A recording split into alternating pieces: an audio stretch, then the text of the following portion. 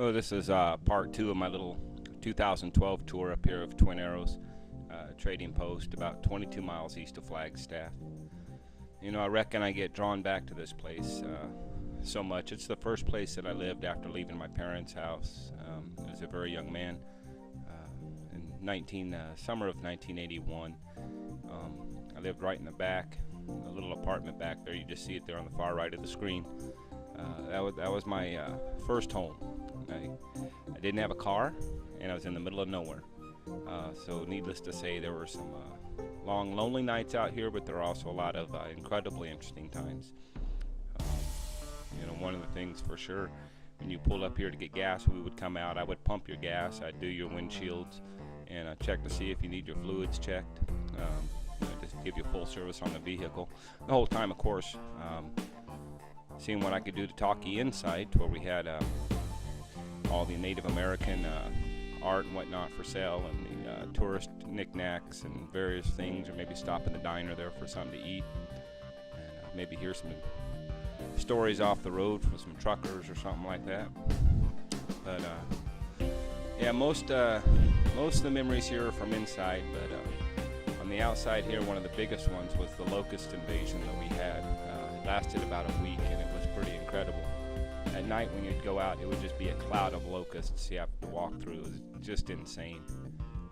In the morning, before we can open the store, we'd have to knock them off and sweep them out the door.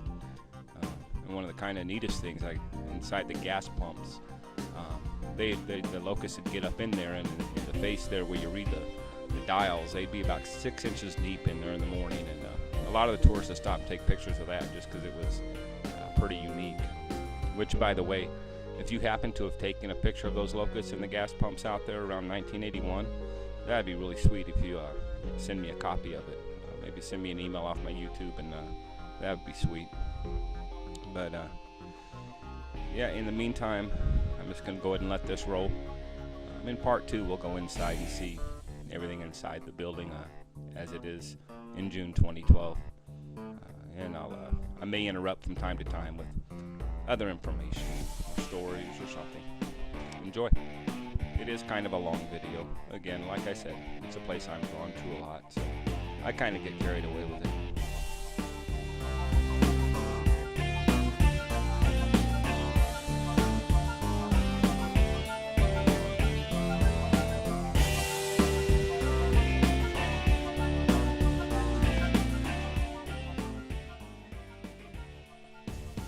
Tires back then had tubes in them. In that little building, we could break down the tires to change them out.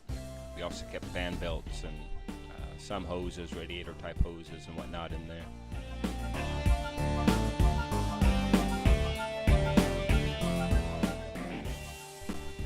Another story we might get to is when the manager had to come out of his apartment here with a shotgun to help me to invite the unwanted and unwelcome guests to leave, and we were very successful in that.